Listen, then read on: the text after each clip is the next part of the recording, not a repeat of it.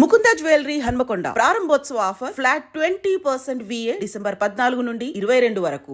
రిషికి if in case ఒకవేళ movie chance కానీ ఏమైనా వస్తే చేస్తుందా? చేయదు. ఎందుకని? నాకు ఇంట్రెస్ట్ లేదు, మూవీస్ ఇంట్రెస్ట్ లేదు. ఓకే. ఇంట్లో వాళ్ళు ఏదో జస్ట్ ఇన్స్టా కాబట్టి సైలెంట్ ఉంటున్నారు అంతే. ఓకే. ట్రోలింగ్ ఆపేసింది కూడా ఇంట్లో వాళ్ళ కోసమే, రిలేటివ్స్ వాళ్ళ కోసం, ఇంట్లో వాళ్ళ కోసమే నేను ట్రోలింగ్. యా మీది ప్రీవియస్ అంతకు ముందు ప్రొఫైల్ కంటే ఇప్పుడు కొంచెం అవేం లేవు ట్రోలింగ్స్, అసలు ఏం జస్ట్ లేవు trolling. మీ ఏదైతే ప్రొఫెషన్ ప్రెజెంట్ చేస్తుందో దాని మీదనే ఉన్నాయి. అంటే మీ ప్రీవియస్ ఇంటర్వ్యూస్ అన్ని ట్రోలింగ్స్ గురించే, అంటే ఇట్లా ట్రోల్ చేశారు అట్లా ట్రోల్ చేశారు అది ఇది అని చెప్పేసి ఇలా అంటే ఇట్లా అడగడం వల్ల కూడా క్వశ్చన్స్ మైట్ బి మనకి ఓకే ఈజీగా ఆన్సర్ చేస్తాం, మన ఫ్యామిలీ మెంబర్స్కి అయితే చాలా ఎఫెక్ట్ అవుతుంది అది. అట్లా ట్రోలింగ్స్ వచ్చినప్పుడు కానీ మీకు ఇంటర్వ్యూలో అడిగే క్వశ్చన్స్ వల్ల కానీ ఏమన్నా ఇంట్లో డిస్టర్బ్ ఆబ్వియస్గా అవుతుంది. నాకే కాదు, పెద్ద పెద్ద వాళ్ళ సెలబ్రిటీస్ కూడా, మన బాలీవుడ్ సెలబ్రిటీస్కి చూసుకుంటే కూడా వాళ్ళకు కూడా మనం వాళ్ళ ఫ్యామిలీస్కి కూడా వాళ్ళు ఆన్సర్ ఇస్తారు. సో నాకు కూడా అట్లా ఇవ్వడం జరిగింది. కానీ హోల్ అండ్ సోల్ సపోర్ట్ అయితే మా మమ్మీ చేసింది చాలా. ఎందుకంటే ఈమె 24 hours ఇంట్లో మా ముందే వస్తుంది, ఈమె ఇంకా బయటికి పోయి ఏం బ్యాడ్ చేస్తుంది, ట్రోలింగ్ చేసుకుంటుందిగా చేసుకొని. దట్ ఓల్డ్ సిటీ, పొద్దున లేస్తే బ్యాడ్ వర్డ్స్ అయితే అందరం వింటాం. ఈమె చేస్తుంది బ్యాడ్ వర్డ్సే కదా లైట్ అని చెప్పేసి అంతే. మెయిన్ మనకి గర్ల్స్కి రియల్గా ఫ్యామిలీ సపోర్ట్ ఉంటే చాలా హైట్స్కి రీచ్ అవుతారు వాళ్ళు. చాలా అంటే చాలా, హోల్ అండ్ సోల్ మా మమ్మీ నాకు సపోర్ట్. సో ఇప్పుడు చదువుకున్న వాళ్ళకంటే ఎడ్యుకేషన్ ఆపేసిన మీరే ఎక్కువ ఆన్ చేస్తున్నారని అనుకోవచ్చా? అంతేనా? సో రిషి మంత్లీ ఇన్కమ్ ఎంత ఉండొచ్చు? నేను ఇది ప్రీవియస్ క్వశ్చన్ కూడా అడిగాను, లైక్ ప్రీవియస్ ఇన్ఫ్లుయెన్సర్ని కూడా. సో మనం చెప్పొద్దా? ఎందుకని? ఎందుకంటే అది ఒకటే ఫిక్స్ అయిపోతుంది, అంత మనం ఏం ఉండదు. కానీ అదొక్కటే రౌండ్ ఫిగర్ అక్కడే అయిపోతుంది అని దట్స్ ఇట్. కానీ చాలా మంచిగా ఎర్నింగ్స్ ఉంటుంది. అంటే నార్మల్ క్రికెట్ లో ఉన్నంత ఎర్నింగ్స్ అయితే బయట ఎక్కడ ఉండవు, అదైతే నేను చూసిన. యా రిషికి ఎలాంటి అబ్బాయి కావాలి? అంటే ఏ అమ్మాయినా లాస్ట్ కి ఫైనల్ పెళ్లి అయితే చేసుకోవాలి కాబట్టి. ఫస్ట్ థింగ్, నాకు పెళ్లి పైన ఏం ఇంట్రెస్ట్ లేదు, నేను చేసుకోవద్దు అని ముందు నుంచే ఫిక్స్ అయినా. అట్లానే వాళ్ళే ఫస్ట్ చేసేసుకుంటారని ఇది ఎందుకు ఆన్సర్ ఇస్తా అంటే, నాది జాయింట్ ఫ్యామిలీ. ఓకే. నెగిటివ్స్ చూసినా పాజిటివ్స్ చూసినా నేను ఫ్యామిలీలో.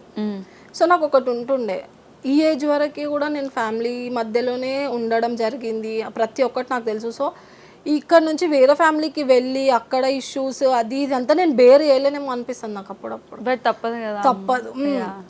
అండ్ ఇంకొకటి ఏంటంటే, ఇప్పుడున్న జనరేషన్లో పెళ్ళి అన్నది ఒక సైడ్కి జరిపేసి ఫోకస్ కెరియర్ పైన చేస్తే చాలా బాగుంటుంది. గర్ల్స్ అయినా బాయ్స్ అయినా.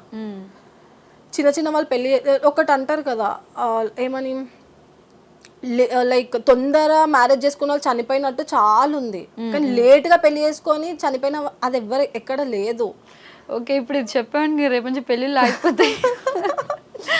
సో అసలు పెళ్లి చేసుకోండి, కానీ ఫస్ట్ కెరియర్ ఇండిపెండెంట్ ఉండండి.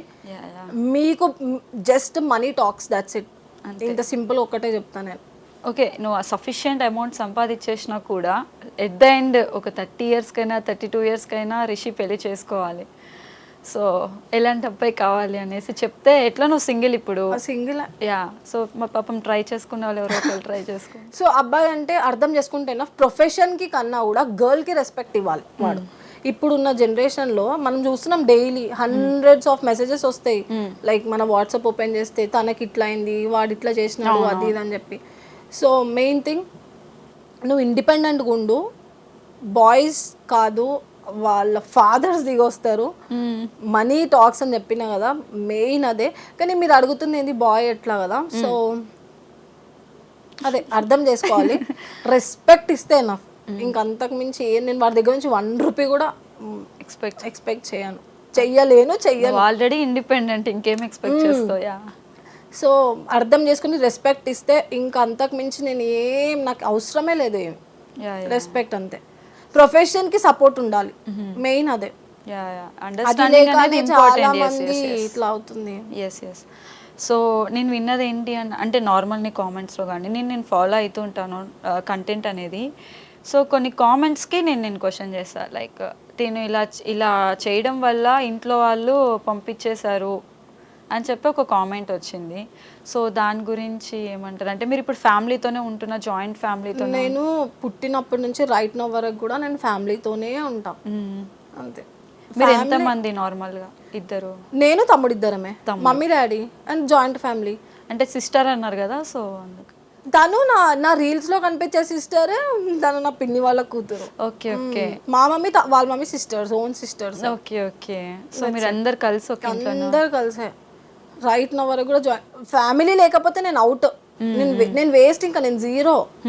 సో పక్కా తెలంగాణ, పక్కా ఓల్డ్ సిటీ అమ్మాయి. రిషికి ఇంతకు ముందు ఏమైనా ప్రీవియస్ రిలేషన్? అంటే మైట్ బి ఇంట్లో వాళ్ళకి తెలుసా దీని గురించి? తెలుసు. అయితే ఓకే, యూ క్యాన్. సో తెలుసు, కానీ ఎక్కడ నేను ఇప్పటివరకు ఏం మాట్లాడలేదు. సో ఇప్పుడు ఎందుకు మాట్లాడుతున్నా అంటే నార్మల్ ఇప్పుడు తెలియాలి. ఇప్పుడు 40% అన్న నెగిటివ్ వెళ్ళిపోయింది, 60% పాజిటివ్ వచ్చింది కాబట్టి వాళ్ళ కోసమైనా చెప్పాలి ఏంది అని చెప్పి. సో రిలేషన్ ఉండే, వాడు పెద్ద సైకో అబ్బా, చాలా పెద్ద సైకో. గేట్లో నుంచి బయటికి రావద్దు, అంత టూ మచ్. సో నేను అనుకున్నా, ఆలోచించిన, నాకు ఇంత ఫ్యామిలీ ఉంది, ఇంత సపోర్టివ్, ఈ ఇండస్ట్రీలో వచ్చిన, సో నాకు ఇంకా అవసరమా అనిపించింది ఒక. సో ఇంకా వాడు నాకు ఇవన్నీ వద్దు, ఇది ఈ ఇన్స్టా, మంచి ఫ్యామిలీతో ఉందాము.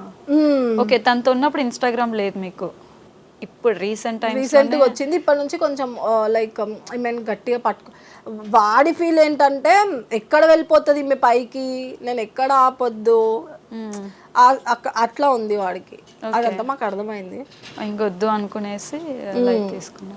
Profession main, career main. నేను చెప్తున్నా కదా, గర్ల్స్ ఇండిపెండెంట్ ఉండండి, వాళ్ళు అయ్యలే వచ్చింది మీ ముందు కూర్చుంటారు. That's it. మనీ టాక్స్ అయితే మనీ టాక్స్ అంతే, ఎక్కడ ఏమున్నా సరే. అది ఇంకా ఏమో చెప్తారు కదా, ఏమని, డివోర్స్ అయ్యి ఇంట్లో కూర్చొని ఏడ్చే వాళ్ళకన్నా డివోర్స్ అయ్యి దుబాయ్లో కూర్చొని ఏడు, అది కరెక్ట్. అంతేనా? అంటే ఇప్పుడు డివోర్స్ తీసుకున్న వాళ్ళందరూ దుబాయ్ వెళ్ళిపోమని చెప్తున్నా వర్షి. వాళ్ళకి మనీ ఉందనుకో, వాళ్ళు అదే కదా, ఇక్కడ కూర్చొని ఏడవారు వాళ్ళు. ఆ మనీ ఇంకొక దాంట్లో ఇన్వెస్ట్ చేస్తారు, అది దాని గ్రోత్ ఆలోచిస్తారు, ఆ గ్రోత్ నుంచి ఇంకా ఇన్వెస్ట్ చేస్తారు. అట్లా ఉండాలి ఎప్పుడైనా ఈ అబ్బాయిలు. సో ఈ రీసెంట్ టైమ్స్లో నేను ఇండిపెండెంట్ బాయ్స్ కానీ ఇండిపెండెంట్ ఉమెన్స్, ఇండిపెండెంట్ గర్ల్స్నే నేను ఎక్కువ చూస్తున్నాను అనమాట. సో అంటే ఇప్పుడు మనది ఇక్కడ మైనస్ అబ్బాయిలు దనాలా, అమ్మాయిలు దనాలా, లేకపోతే ఏంటి? అమ్మాయిలు అయితే 110% కాదు. ఓకే, వాళ్ళకున్న ఎక్స్పీరియన్స్ వల్లనే, వాళ్ళకున్న ఫ్యామిలీ బ్యాక్గ్రౌండ్స్ ఇష్యూస్ వల్లనే అమ్మాయిలు ఇండిపెండెంట్ అవుతున్నారు. సో 110% అబ్బాయిలు. ఇప్పుడు అబ్బాయిలు కమెంట్స్ చేస్తారు ఆబ్వియస్గా, చేసుకున్నా కూడా పర్లేదు, బికాస్ 90% అబ్బాయిలు మంచిగా ఉన్నా కూడా 10% ఎక్కడో అక్కడ ఉన్నారు. అందరినీ అనట్లే మేము. అబ్బాయిలది కొంచెం ఉంది, ఎందుకంటే యాటిట్యూడ్, ఈగో. మేమే ఎందుకు దిగాలి, మేము ఎందుకు చేయాలి. ఒకసారి పెళ్ళి అయిపోతే, ఒకసారి మంగళసూత్రం ఇట్లా పడిపోతే తిను మా దగ్గర ఉండాలి, ఈ మైండ్ సెట్ ఉండొద్దు. ఎందుకంటే జనరేషన్ అది కాదు.